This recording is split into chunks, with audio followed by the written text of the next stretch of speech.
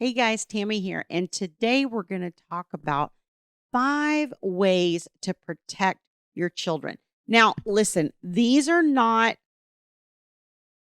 some of the typical ways that you would think of in this process of how to protect your kids, but these are ways that I think that are important and have long term consequence. I think that a lot of times when we talk about protecting children, people are thinking of short term, and not that short term is not important, but I'm going to give you some things that talk about the long term well being and outcomes for your children.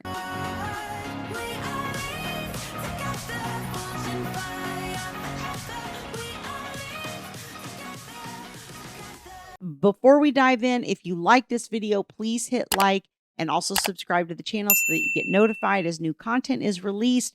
And please, as always, feel free to share this video on social media so that more people in these situations can get the help that they're looking for. The first thing that I think that I want to talk about is, this is an emotional process for your children, right? They're struggling. They're struggling to process their own grief. They're struggling to process the situation.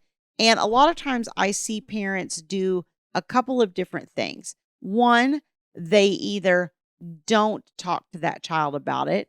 Okay. And I'm guilty of that. My younger son, and I didn't even realize it at the time. And he was much older in his 20s before we ever had this discussion. And he said, I felt like you just treated me like I was a kid and, I knew something was going on. I just didn't understand what, and nobody talked to me about it.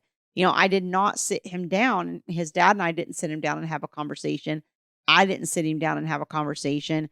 And yet there's all this chaos going on and we're separating and we're arguing and all these things.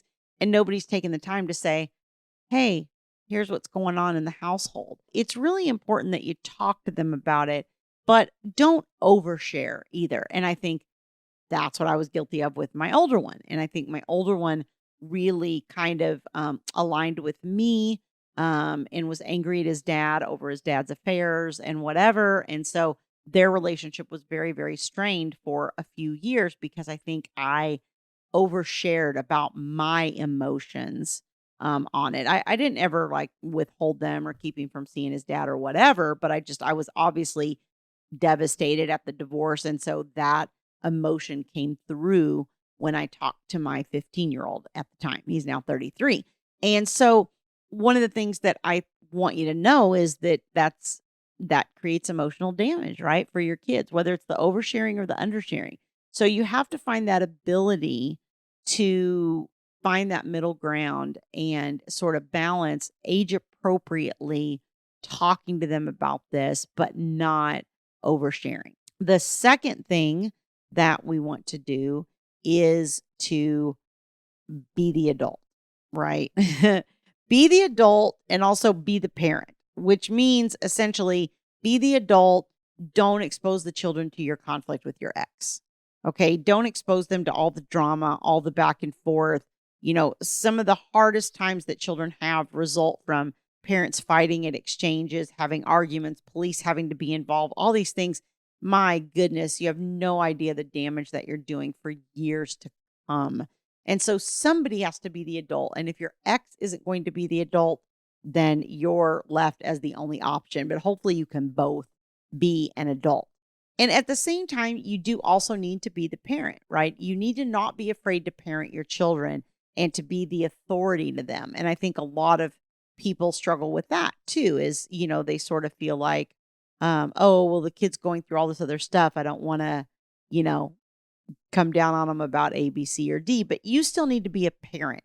And those boundaries and that consistency in your parenting from how you've always been to how you still are is part of the security for them. It's part of what creates that, sort of carry through into the new situation with, you and the other parent being in different households or whatever. If you can run your household as close to how you did before, and by saying that, I don't mean that the kid shouldn't go with the other parent. I'm not saying that. I'm just saying try to consistently be the parent that you were before, and don't step back from your authority or whatever because you're worried about what's going to happen and all those kinds of things. Be the adult and don't expose them to the conflict, but at the same time, be the parent and actually be authoritative with your children. I'm going to say two more points. And on both of these points, I'm not trying to stereotype. It's just something that we see commonly more out of, I'm going to do one mom and one dad, right? It's something we commonly see out of dads and something we commonly see out of moms. Now, I know every situation's different. I talk to enough people to know this isn't always the case.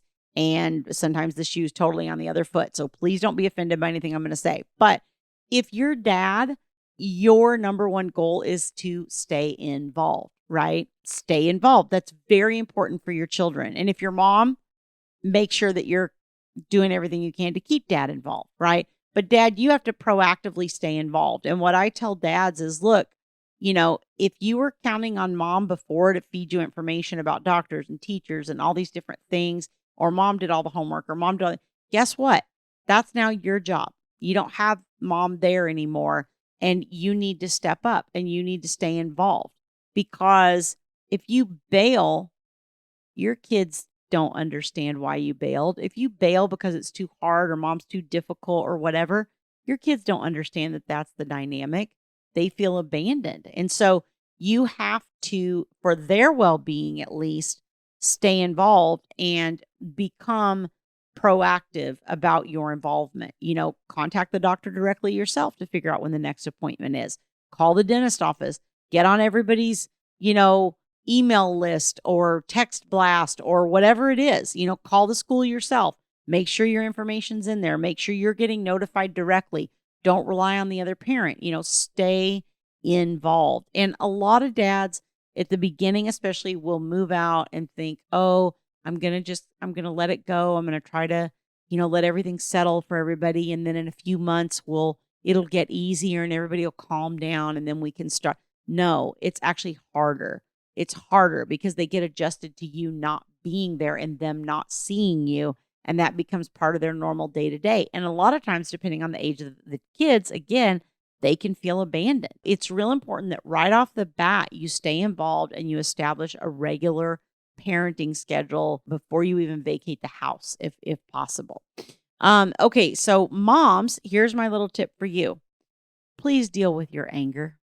Okay, moms, more so than not, we are angry, and I'm guilty of this too. Not just other like this is my sort of default emotion at the time of the divorce. I was angry, and why are we angry? Because we're hurt. We're hurt. And so we become angry. And that's how the hurt manifests, because anger is a way of protecting yourself and not having to be hurt. But what's at the bottom of the anger is the pain. It is the hurt. You've got to get some help with that. You've got to get some therapy, some coaching, something to help you work through that. And I can tell you that anger, just like dad's not staying involved, mom's anger, that's one of the number one things I see work against moms in court. Dads, what I see work against them in court is they didn't stay involved. They didn't step up. They didn't do what they needed to do. What works against moms the most are emotions, our anger.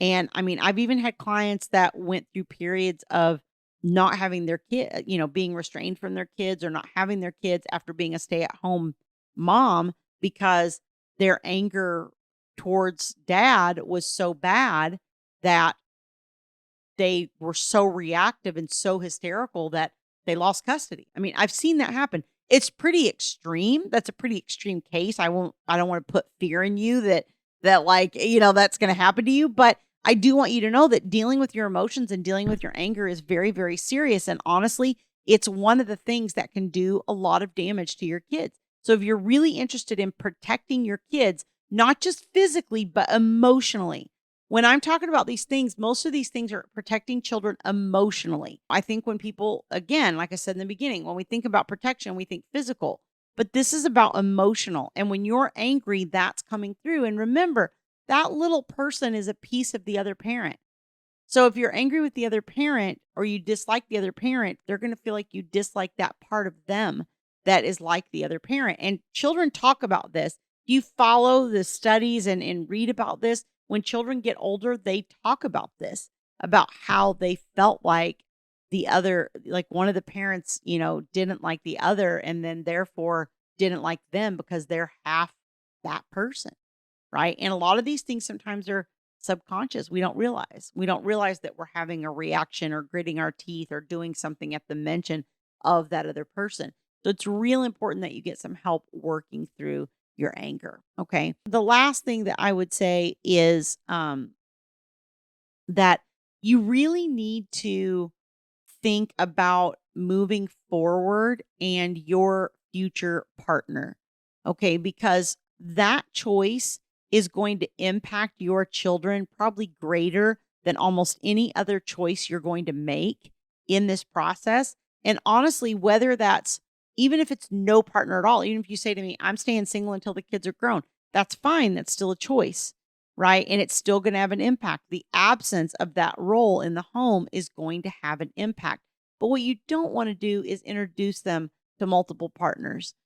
I talked to somebody today who said that they have a 15-year-old that's now wanting to live with them because the other parent changes partners every couple of years. And that disruption, that chaos has caused them to go, you know what? I want to live in the other house for the most part because I can't handle the chaos of everything turning over. And I know this was true of Thomas's kids. Their mom went through a second divorce. And I know the older one, had a discussion at one point about how like everything was falling apart again.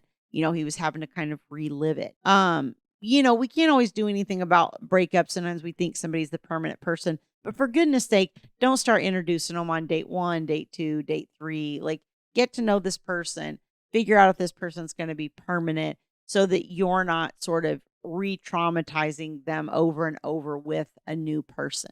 Okay. Because emotionally, again, that is going to do damage. 5 tips to protect your kids emotionally. I hope that's helpful. If you'd like to learn more about my coaching services, please go to divorceuniversityonline.com/VIP-coaching. There's a link on that page. You can book a free session with my staff to learn more about my coaching services and how I might be able to support you on your journey. All right. See you next time.